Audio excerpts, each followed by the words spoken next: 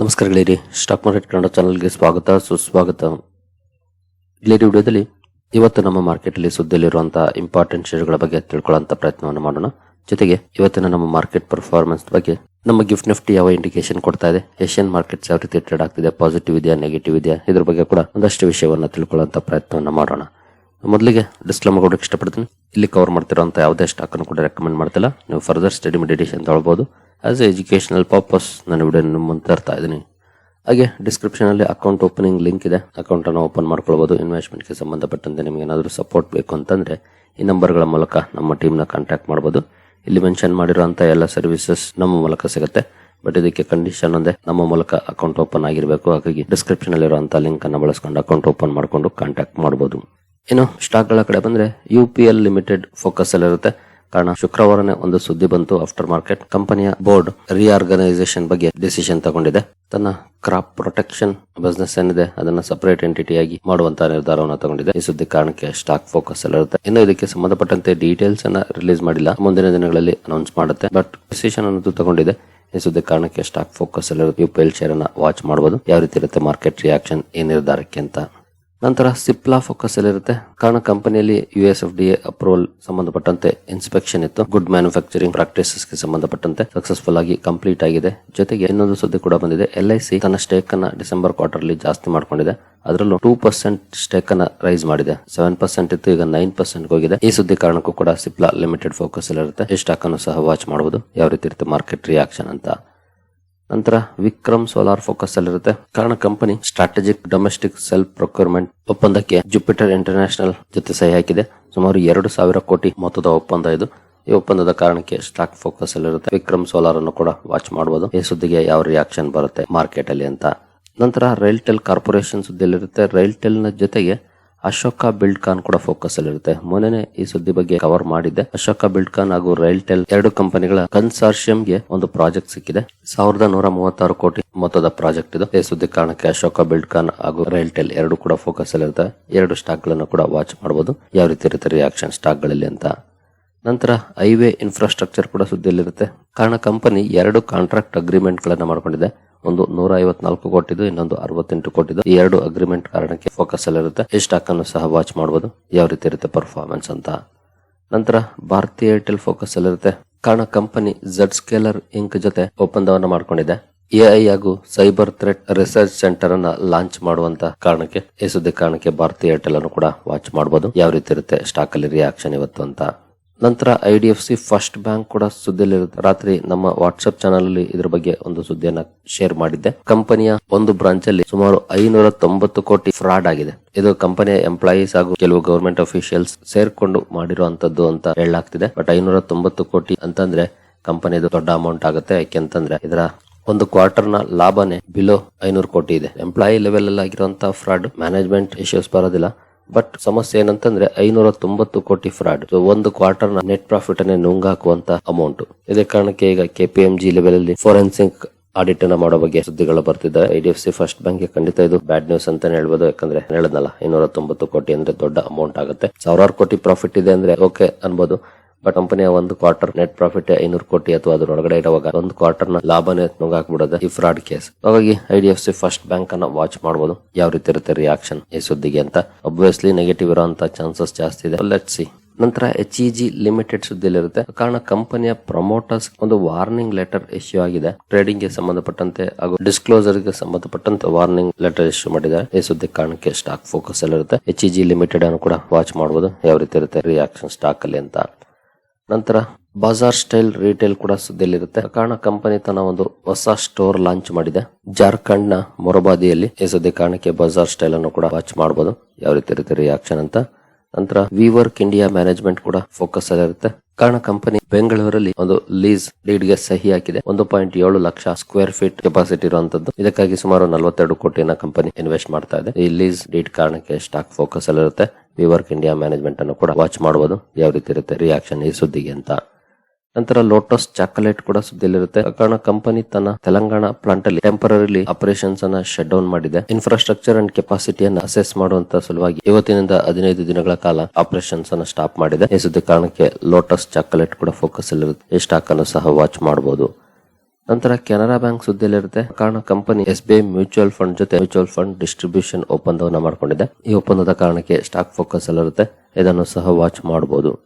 ನಂತರ tighten ಸುದ್ದಿಯಲ್ಲಿರುತ್ತೆ. Tighten ಕೂಡ ತನ್ನ ಒಂದು ಹೊಸ ಸ್ಟೋರ್ ಲಾಂಚ್ ಮಾಡಿದೆ ಪಾಟ್ನಾದಲ್ಲಿ. ಈ ಮೂಲಕ ಸ್ಟೋರ್ಗಳ ಸಂಖ್ಯೆ 257 ತಲುಪಿದೆ. ಈ ಸುದ್ದಿ ಕಾರಣಕ್ಕೆ ಟೈಟನ್ ಅನ್ನು ಕೂಡ ವಾಚ್ ಮಾಡಬಹುದು.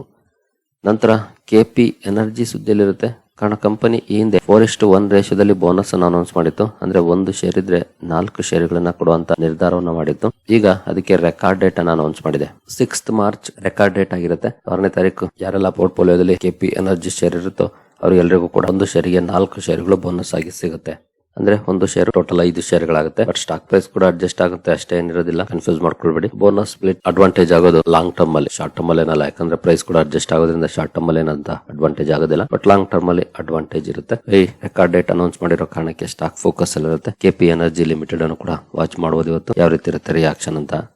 ನಂತರ NCC ಲಿಮಿಟೆಡ್ ಸುದ್ದಿಯಲ್ಲಿರುತ್ತೆ. ಮೊನ್ನೆ ಒಂದು ಸುದ್ದಿಯನ್ನ ಕವರ್ ಮಾಡಿದ್ದೆ. NCCಗೆ NHAI ತನ್ನ ಬಿಡಿಂಗ್ ಪ್ರೊಸೀಜರ್ ಅಲ್ಲಿ ಭಾಗವಹಿಸುವುದಕ್ಕೆ ಬಾರ್ ಮಾಡಿದೆ ಅಂತ. ಈಗ ಡೆಲ್ಲಿ ಹೈಕೋರ್ಟ್ ಆ ಆರ್ಡರ್ ಗೆ ತಡೆಯಾಜ್ಞೆ ನೀಡಿದೆ. ಈ ಸುದ್ದಿ ಕಾರಣಕ್ಕೆ NCC ಲಿಮಿಟೆಡ್ ಫೋಕಸ್ ಅಲ್ಲಿರುತ್ತೆ. ಇದನ್ನು ಸಹ ವಾಚ್ ಮಾಡಬಹುದು ಯಾವ ರೀತಿ ಇರುತ್ತೆ ರಿಯಾಕ್ಷನ್ ಅಂತ. ನಂತರ R&B ಡೆನಿಮ್ಸ್ ಕೂಡ ಸುದ್ದಿಯಲ್ಲಿರುತ್ತೆ.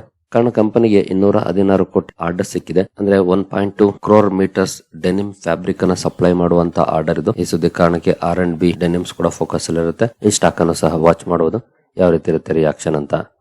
ನಂತರ ಪ್ರೆಸ್ಟೀಜ್ ಎಸ್ಟೇಟ್ ಪ್ರಾಜೆಕ್ಟ್ಸ್ ಕೂಡ ಸುದ್ದಿಯಲ್ಲಿರುತ್ತೆ. ಕಾರಣ ಕಂಪನಿ BMRCL ಜೊತೆ ಒಪ್ಪಂದವನ್ನ ಮಾಡಿಕೊಂಡಿದೆ. ಬೆಳ್ಳಂದೂರ್ ಮೆಟ್ರೋ ಸ್ಟೇಷನ್ ಗೆ ತನ್ನ ಹೆಸರಿಡ್ಲಿಕ್ಕೆ ಪ್ರೆಸ್ಟೀಜ್ ಬೆಳ್ಳಂದೂರ್ ಮೆಟ್ರೋ ಸ್ಟೇಷನ್ ಅಂತ ಹೆಸರನ್ನ ಇಡೋದಕ್ಕೆ ಸಂಬಂಧಪಟ್ಟಂತ ಒಪ್ಪಂದವನ್ನ ಮಾಡಿಕೊಂಡಿದೆ.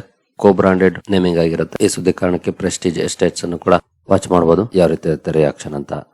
ನಂತರ Adani Ports and Special Economic Zone ಕೂಡ ಸುದ್ದಿಯಲ್ಲಿರುತ್ತೆ. ಇದ್ರ ಜೊತೆಗೆ NMDC ಫೋಕಸ್ ಅಲ್ಲಿರುತ್ತೆ. ಕಾರಣ ಈ 2 ಕಂಪನಿಗಳು MOU ಮಾಡ್ಕೊಂಡಿದ್ದಾವೆ. ಐರನ್ ಓರ್ ಎಕೋಸಿಸ್ಟಮ್ ಗೆ ಸಂಬಂಧಪಟ್ಟಂತೆ ಬ್ರೆಜಿಲ್ ವೇಲ್ ಕಂಪನಿ ಕೂಡ ಇದರಲ್ಲಿ ಕೈ ಜೋಡಿಸಿದೆ. ಈ ಸುದ್ದಿ ಕಾರಣಕ್ಕೆ NMDC ಹಾಗೂ ಅದಾನಿ ಪೋರ್ಟ್ಸ್ 2 ಸ್ಟಾಕ್ ಗಳು ಫೋಕಸ್ ಅಲ್ಲಿರುತ್ತೆ. ಎರಡನ್ನು ಕೂಡ ವಾಚ್ ಮಾಡಬಹುದು ಯಾವ ರೀತಿ ಇರುತ್ತೆ ರಿಯಾಕ್ಷನ್ ಅಂತ.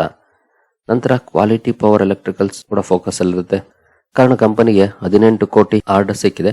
18 ಕೋಟಿ ಆರ್ಡರ್ ನ ಕಾರಣಕ್ಕೆ ಸ್ಟಾಕ್ ಫೋಕಸ್ ಅಲ್ಲಿರುತ್ತೆ. ಇದನ್ನು ಸಹ ವಾಚ್ ಮಾಡಬಹುದು ಯಾವ ರೀತಿ ಇರುತ್ತೆ ರಿಯಾಕ್ಷನ್ ಅಂತ. ನಂತರ ನಾರಾಯಣ ಹೃದಯಾಲಯ ಕೂಡ ಇದ್ದಲ್ಲಿರುತ್ತೆ. ಕಾರಣ ಕಂಪನಿ ಬೆಂಗಳೂರಲ್ಲಿ 3.3 ಎಕರ್ ಲ್ಯಾಂಡ್ ಅಕ್ವೈರ್ ಮಾಡಿದೆ. GCC ಸೆಂಟರ್ ನ ಎಸ್ಟಾಬ್ಲಿಷ್ ಮಾಡ್ಲಿಕ್ಕೆ, ಗ್ಲೋಬಲ್ ಕೆಪಬಿಲಿಟಿ ಸೆಂಟರ್ ಎಸ್ಟಾಬ್ಲಿಷ್ ಮಾಡ್ಲಿಕ್ಕೆ. ಈ ಸುದ್ದಿ ಕಾರಣಕ್ಕೆ ನಾರಾಯಣ ಹೃದಯಾಲಯನು ಕೂಡ ವಾಚ್ ಮಾಡಬಹುದು ಯಾವ ರೀತಿ ಇರುತ್ತೆ ರಿಯಾಕ್ಷನ್ ಇದಕ್ಕೆ ಅಂತ.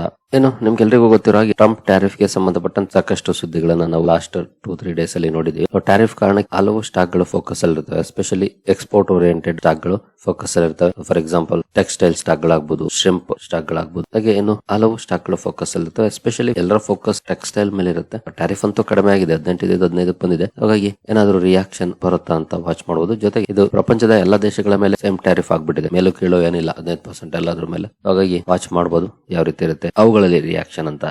ಇನ್ನು ಪ್ರೈಮರಿ ಮಾರ್ಕೆಟ್ ಕಡೆ ಬಂದ್ರೆ ಗಾಡಿಯಂ IVF ಇವತ್ತು ಕೂಡ ಓಪನ್ ಇರುತ್ತೆ. ಇಂಟ್ರೆಸ್ಟ್ ಇರೋರು ಸ್ಟಡಿ ಮಾಡಬಹುದು. ಸದ್ಯದ ಮಟ್ಟಿಗೆ 10.76% ಪ್ರೀಮಿಯಂ ಇದೆ, ಡಿಸೆಂಟ್ ಪ್ರೀಮಿಯಂ ಇದೆ. ಗಾಡಿಯಂ IVF ಅಲ್ಲಿ ಸ್ಟಡಿ ಮಾಡಬಹುದು ಕಂಪನಿಯನ್ನ. ನಂತರ ಕ್ಲೀನ್ ಮ್ಯಾಕ್ಸ್ ಎನ್ವಿರೋ ಎನರ್ಜಿ ಇವತ್ತಿಂದ ಓಪನ್ ಆಗ್ತಾ ಇದೆ. ಪ್ರೀಮಿಯಂ ನೋಡಬಹುದು ಆಲ್ಮೋಸ್ಟ್ 0 ಇದೆ, ಬಿಲೋ 0.5% ಪ್ರೀಮಿಯಂ ನೋಡ್ಲಿಕ್ಕೆ ಕಾಣ್ತಾ ಇದೆ. ಅಷ್ಟೇನು ಒಳ್ಳೆ ಪ್ರೀಮಿಯಂ ಇಲ್ಲ. ಇಂಟ್ರೆಸ್ಟ್ ಇರೋರು ಸ್ಟಡಿ ಮಾಡಬಹುದು ಕ್ಲೀನ್ ಮ್ಯಾಕ್ಸ್ ಎನ್ವಿರೋ ಎನರ್ಜಿಯನ್ನ. ನಂತರ ಶ್ರೀರಾಮ್ ಟ್ವಿಸ್ಟೆಕ್ಸ್ ಇದು ಕೂಡ ಇವತ್ತಿಂದ ಓಪನ್ ಆಗ್ತಾ ಇದೆ. ಪ್ರೀಮಿಯಂ ಇಲ್ಲಿ ನಿಯರ್ಲಿ 5% ಇದೆ, ಡಿಸೆಂಟ್ ಇದೆ ಅಂತಾನೆ ಹೇಳ್ಬೋದು. ಬಟ್ ಅಂತ ಒಳ್ಳೆ ಪ್ರೀಮಿಯಂ ಏನಿಲ್ಲ, ಬಟ್ ಡಿಸೆಂಟ್ ಅಂತ ಹೇಳ್ಬೋದು. ಇಂಟ್ರೆಸ್ಟ್ ಇರೋರು ಇದನ್ನು ಕೂಡ ಸ್ಟಡಿ ಮಾಡಬಹುದು ಶ್ರೀರಾಮ್ ಟ್ವಿಸ್ಟೆಕ್ಸ್ IPO ನ.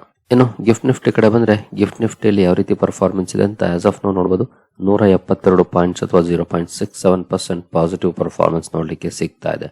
ನೆನ್ನೆ ಕೂಡ ಒಳ್ಳೆ ಪರ್ಫಾರ್ಮೆನ್ಸ್ ಇತ್ತು. ಮೋರ್ ದನ್ 1% ಪಾಸಿಟಿವ್ ಪರ್ಫಾರ್ಮೆನ್ಸ್ ನೆನ್ನೆ ಕೂಡ ನೋಡ್ಲಿಕ್ಕೆ ಸಿಕ್ಕಿದೆ. ಇವತ್ತು ಕೂಡ 0.7% ಪಾಸಿಟಿವ್ ಅಲ್ಲಿ ಟ್ರೇಡ್ ಆಗ್ತಿದೆ. ಏಷ್ಯನ್ ಮಾರ್ಕೆಟ್ ಗಳ ಪರ್ಫಾರ್ಮೆನ್ಸ್ ನೋಡಿದ್ರೆ ನಿಕ್ಕೈದು ಮೊನ್ನೆ ಪರ್ಫಾರ್ಮೆನ್ಸ್ ಅಂದ್ರೆ ಶುಕ್ರವಾರದ ಪರ್ಫಾರ್ಮೆನ್ಸ್ ನೋಡಬಹುದು. ಇಲ್ಲಿ ಇವತ್ತಿಂದಲ್ಲ, ಇವತ್ತು ಕ್ಲೋಸ್ ಇದೆ. ಇನ್ನು ಬೇರೆ ಮಾರ್ಕೆಟ್ ಗಳು ಅಂದ್ರೆ ಓಪನ್ ಆಗಿರುವಂತಹ ಮಾರ್ಕೆಟ್ ಗಳಲ್ಲಿ ಪಾಸಿಟಿವ್ ಪರ್ಫಾರ್ಮೆನ್ಸ್ ಇದೆ. ಇವು ಕೂಡ ಇಲ್ಲೇನು ರೆಡ್ ಅಲ್ಲಿ ಕಾಣುತ್ತವೆ. ಇವು ಕೂಡ ಇವತ್ತಿನ ಪರ್ಫಾರ್ಮೆನ್ಸ್ ಅಲ್ಲ, ಇದು ಕೂಡ ಹಳೆದೆ ಡೇಟ್ ಇಲ್ಲಿ ನೋಡಬಹುದು. 13 ಫೆಬ್ 20 ಫೆಬ್ ಓಪನ್ ಆಗಿರುವಂತಹ ಮಾರ್ಕೆಟ್ಸ್ ಗಳು ಪಾಸಿಟಿವ್ ಅಲ್ಲಿ ಟ್ರೇಡ್ ಆಗ್ತವೆ. ಅದರಲ್ಲೂ ಒಳ್ಳೆ ಪರ್ಫಾರ್ಮೆನ್ಸ್ ಇದೆ ನೋಡಬಹುದು. ಹ್ಯಾಂಗ್ಸೆಂಗ್ 2.5% nearly, Taiwan weighted 1.7, ಕೋಸ್ಪಿ 0.8, straight time 0.2 ಈ ರೀತಿ ಪಾಸಿಟಿವ್ ಅಲ್ಲಿ ಟ್ರೇಡ್ ಆಗ್ತವೆ. ಬಟ್ ಒಂದೇ ಒಂದು ಕನ್ಸರ್ನಿಂಗ್ ಏನಂತಂದ್ರೆ ಡೌ ಜೋನ್ಸ್ ಫ್ಯೂಚರ್ಸ್ ಅಲ್ಲಿ 0.5% ಡೌನ್ ಫಾಲ್ ಇದೆ. ಹಾಗಾಗಿ ನಮ್ಮ ಮಾರ್ಕೆಟ್ ಗ್ಯಾಪ್ ಅಪ್ ಅಲ್ಲಿ ಓಪನ್ ಆದ್ರೂ ಅದು ಸಸ್ಟೈನ್ ಆಗುತ್ತಾ ಕೊನೆವರೆಗೂ ಎಂಡ್ ಆಫ್ ದ ಡೇ, ಅದು ಬಹಳ ಇಂಪಾರ್ಟೆಂಟ್ ಆಗುತ್ತೆ. ನೋಡೋಣ ಯಾವ ರೀತಿ ಇರುತ್ತೆ ಪರ್ಫಾರ್ಮೆನ್ಸ್ ಅಂತ. ಸದ್ಯದ ಮಟ್ಟಿಗೆ ಕ್ಯೂಸ್ ಪಾಸಿಟಿವ್ ಇದೆ, ಬಟ್ ಒಂದೇ ಒಂದು ಕನ್ಸರ್ನಿಂಗ್ ಪಾಯಿಂಟ್ ಅಂದ್ರೆ ಡೌ ಜೋನ್ಸ್ ಫ್ಯೂಚರ್ಸ್ ನೆಗೆಟಿವ್ ಅಲ್ಲಿ ಟ್ರೇಡ್ ಆಗ್ತಿದೆ. ಇನ್ನು ಕ್ರೂಡ್ ಕಡೆ ಬಂದ್ರೆ ಕ್ರೂಡ್ ಅಲ್ಲಿ 0.73% ಡೌನ್ ಫಾಲ್ ನೋಡಿಗೆ ಕಾಣ್ತಾ ಇದೆ ಆಸ್ ಆಫ್ ನೌ. ಒಳ್ಳೆ ಬೆಳವಣಿಗೆ ಏನು ಗೋಲ್ಡ್ ಅಲ್ಲಿ ನಿಯರ್ಲಿ 1% ಪಾಸಿಟಿವ್ ಪರ್ಫಾರ್ಮೆನ್ಸ್ ಇದೆ. ಅಂದ್ರೆ ಅನ್ಸರ್ಟನಿಟೀಸ್ ಇನ್ನು ಜಾಸ್ತಿನೇ ಆಗ್ತಿದೆಯಲ್ಲ, ಹಾಗಾಗಿ ಗೋಲ್ಡ್ ಅಲ್ಲಿ ಪಾಸಿಟಿವ್ ರಿಯಾಕ್ಷನ್ ಇದೆ ಇವತ್ತು. ಇನ್ನು USD/INR ಕಡೆ ಬಂದಿದ್ದು ಮೊನ್ನೆದು 90.98 ಅಲ್ಲಿ ಟ್ರೇಡ್ ಆಗಿದೆ. ಅಂದ್ರೆ ಆಲ್ಮೋಸ್ಟ್ 91 ರೇಂಜ್ ಅಲ್ಲಿ ಇದೆ. ಬಟ್ ಟ್ಯಾರಿಫ್ ಸುದ್ದಿಗಳು ಬಂದಿದ್ದಾವೆ, ಹಾಗಾಗಿ ಇವತ್ತು ಯಾವ ರೀತಿ ಇರುತ್ತೆ ಅನ್ನೋದನ್ನ ನೋಡ್ಬೇಕಾಗುತ್ತೆ. INR ಏನಾದ್ರು ಸ್ಟ್ರಾಂಗ್ ಆಗುತ್ತಾ ಅಂತ. ಸರಿಗಳೇ, ನಿಮ್ಮಲ್ಲಿ ಯಾರಿಗಾದ್ರೂ ಸ್ಟಾಕ್ ಮಾರ್ಕೆಟ್ ಬಗ್ಗೆ ಕಲಿಯುವಂತ ಆಸಕ್ತಿ ಇದ್ರೆ ನಮ್ಮ ತರಬೇತಿ ಕಾರ್ಯಕ್ರಮ ಇದೆ, ಜಾಯ್ನ್ ಆಗ್ಬೋದು. ಇಲ್ಲಿ ಯಾವುದೇ ರೀತಿಯ ಸ್ಟಾಕ್ ರೆಕಮೆಂಡೇಶನ್ ಸಿಗೋದಿಲ್ಲ, ಆದ್ರೆ ಒಂದು ಒಳ್ಳೆ ಕಂಪನಿಯನ್ನ ಹೇಗೆ ಆಯ್ಕೆ ಮಾಡಬೇಕು ಅನ್ನೋದ್ರ ಬಗ್ಗೆ ಕಲಿಸ್ಕೊಡ್ತೀವಿ. ಫಂಡಮೆಂಟಲ್ ಅನಾಲಿಸಿಸ್ ಆಗ್ಬೋದು, ಟೆಕ್ನಿಕಲ್ ಅನಾಲಿಸಿಸ್ ಆಗ್ಬೋದು, ಹಾಗೆ ಎರಡನ್ನು ಇಂಟಿಗ್ರೇಟ್ ಮಾಡಿ right time entry exit find ಮಾಡೋದಾಗ್ಬೋದು. ಈ ರೀತಿ 10 ಹಲವು ವಿಷಯಗಳನ್ನ ಒಳಗೊಂಡಿರುತ್ತೆ. ಸ್ಟಾಕ್ ಮಾರ್ಕೆಟ್ ಜರ್ನಿಯಲ್ಲಿ ಲೈಫ್ ಲಾಂಗ್ ಉಪಯೋಗಕ್ಕೆ ಬರುವಂತ ವಿಷಯವನ್ನ ಒಳಗೊಂಡಿರುತ್ತೆ. ಇಂಟ್ರೆಸ್ಟ್ ಇರೋರು ಇಮೇಲ್ ಮೂಲಕ ಸಂಪರ್ಕ ಮಾಡಬಹುದು. ಸರಿಗಳೇ, ಈ ಎಲ್ಲ ಅಪ್ಡೇಟ್ಸ್ ನಿಮಗೆ ಇಷ್ಟ ಆಗಿದೆ ಅಂದ್ಕೊಳ್ತೀನಿ. ಹಾಗೆ ಡಿಸ್ಕ್ರಿಪ್ಷನ್ ಅಲ್ಲಿ ಅಕೌಂಟ್ ಓಪನಿಂಗ್ ಲಿಂಕ್ ಇದೆ, ಅಕೌಂಟ್ ಅನ್ನು ಓಪನ್ ಮಾಡ್ಕೊಳ್ಬಹುದು. ಮುಂದಿನ ವಿಡಿಯೋದಲ್ಲಿ ಸಿಗೋಣ. ಅಲ್ಲಿವರೆಗೂ ಜೈ ಹಿಂದ್, ಜೈ ಕರ್ನಾಟಕ.